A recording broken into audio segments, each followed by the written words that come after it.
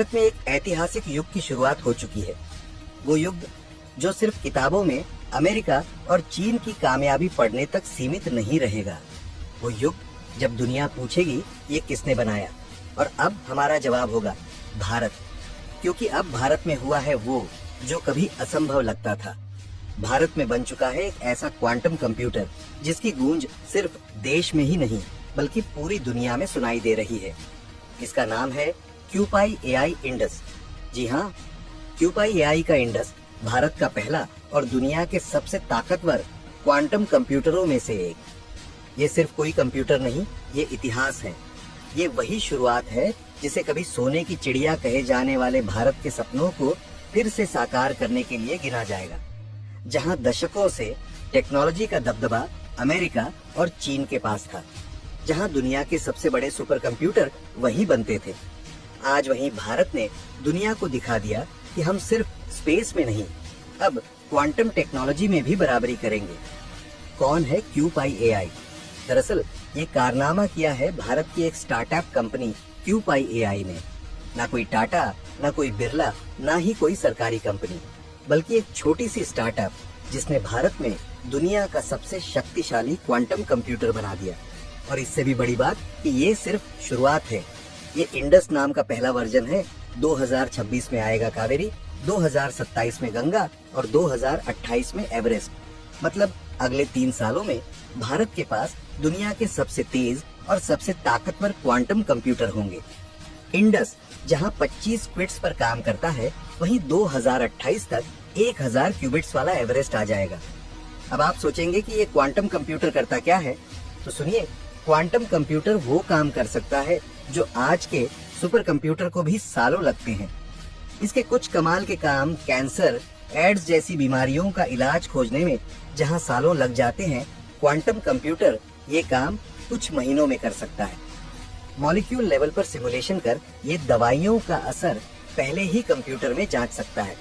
ऐसे मेटल्स और कंपाउंड्स जो हीट, प्रेशर और स्ट्रेंथ में अब तक नामुमकिन माने जाते थे, वो इस टेक्नोलॉजी से बनाए जा सकते हैं। आज जो मोबाइल बैंकिंग और डिफेंस का डेटा सिक्योर है, उसे ये सेकंडों में डिकोड कर सकता है। यानी दुनिया की सबसे सिक्योर संचार प्रणाली बना सकता है जो कभी हैक नहीं होगी।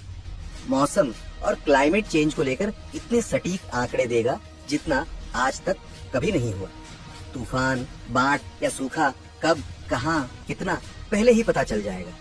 कोई भी टेक्नोलॉजी, दवा या इंजन पहले टेस्ट करने में सालों लगते थे। अब ये सब कुछ कंप्यूटर में सिमुलेट कर सैकड़ों प्रोटोटाइप कुछ घंटों में तैयार करेगा। अब हम क्यों कह रहे हैं सोने की चिड़िया लौटेगी? दरअसल अब आप सोचिए कि जब भारत के पास ऐसी टेक्नोलॉजी होगी तो दवाइयों, मेटल्स, इंफ्रास्ट्रक्चर, डिफेंस और स्पेस में भारत कितना आगे निकल जाएगा। आज तक हमें ये कहते हुए दुख होता था कि कंप्यूटर अमेरिका में बना, इंटरनेट अमेरिका ने लाया, सुपर कंप्यूटर चीन बना रहा। लेकिन अब वो दिन दूर नहीं जब दुनिया कहेगी ये किसने बनाया, और जवाब होगा कि भारत ने। यही तो था भारत का वो सपना जो मोदी सरकार ने 2014 में देखा था। मेक इन इंडिया का सपना, आत्मनिर्भर भारत का सपना। और अब टेक्नोलॉजी के क्षेत्र में भी वो हकीकत बनता दिख रहा है।